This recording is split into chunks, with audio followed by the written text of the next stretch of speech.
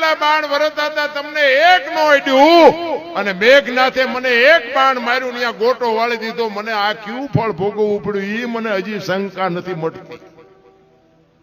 તમારામાં ને મારામાં કોઈ ફરક ન હોય તો હું એમ કહું છું કે રાવણ જેવા રાવણનું જો બાણ તમને ન અડે એના છોકરાની હું હસ્તી હતી ઈ મને મારે ગોટો વાળી દે.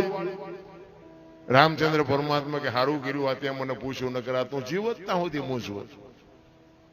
પછી રામે કીધું કે આપણે વનમાં હાલતા થયા ત્યારે કે આશ્રમ આવ્યા હતા. તો કે હા આશ્રમ તો ઘણા આવ્યા. તો કે સબરીનો આશ્રમ આવ્યો હતી તને ખબર છે? તો કે હા છાડવાના પાંદડાની પ્રકૃતિ તમારું ભજન કરતી હતી. મેં કીધું મોટા ભાઈ કયો મલક આવ્યો? તમે કીધું કે એક ભીલની બાઈ મારા નામના જાપ કરે છે. મને ખાસ ખબર છે એ કે આપણા માટે આગતા સ્વાગતા કરી હતી કે હા બેસવા માટે ચાદડી પાથરી દીધી હતી. આસો પાલવના તોરણ બાંધ્યા હતા. આંગણું વાળેલું હતું.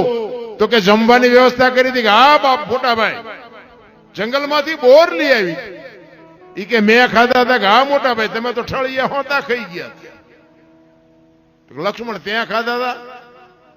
ત્યાં લક્ષ્મણ બાપુ હબાકો આવી ગયો. લક્ષ્મણ ઘરે તારી ભલી થાય તારી 14 વર્ષમાં અહીંયા ભૂલ કરી ગયો. કે તેથી રામચંદ્ર પરમાત્મા લક્ષ્મણને કહે છે લક્ષ્મણ સુમિત્રાને મૂકી અને સીતાને માં કહેતો હોય, દશરથને મૂકી અને મને બાપ કહેતો હોય, અયોધ્યા જેવું રાજ મૂકીને મારી ભેગો 14 વર્ષ રખડવા આવ્યો હોય તો હું તને ઈ પૂછું છું ભીલડીના હેઠા બોર ખાવામાં મને વાંધો નહોતો ને તને હું ઘા વાગ્યા દીધી.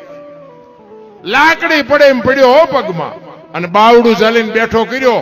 ઈ કે ઉભો રે તું બચ્યો ને એ સબરીની ભક્તિનો પ્રતાપ છે. કે મોટા ભાઈ ઈ કેવી રીતે?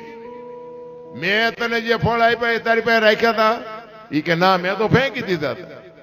ઈ તે જે ફળને ફેંક્યા ને પક્ષીઓ લઈ જઈને દ્રોણાચલ પર્વત ઉપર જઈને ખાતા હતા. એની ચાંચમાંથી બિયારણ વેરાણું હતું. અને સુસેન નામના વૈદ્ય કીધું હતું દ્રોણાચલ પર્વત ઉપરથી સંજીવની લઈ આવી નાના મોઢામાં ટીપા પાડો તો બચે. ઈ સબરીની ભક્તિનો પ્રતાપ છે બાપુ. સંતોએ ના પાડી દીધી ભાઈમાં તો ભરત જ હાલે લક્ષ્મણ નો હાલે. આપણે હાલવી એકમાં એક ભૂલ કરીને કીધું મહાપુરુષોએ કે નો હાલે. આપણે શીમાં હાલવી? શીમાય નહીં રોટલા ખાવામાં. અરે બાપુ જીવન મળ્યું છે કઈક મોજ કરી લેવાય આનંદ કરી લેવાની વાત છે. બાકી હું તો એમ કહું કે આપણે મર્યા પછી જો ગામમાં 5 જણા હરખી તો રોવે નહીં તેને જીવાય ન કહેવાય. જીવન એવું જીવાય આપણી નાતનો ન હોય, આપણો હગો ન હોય, આપણા ગામનો ન હોય, પણ ખબર પડે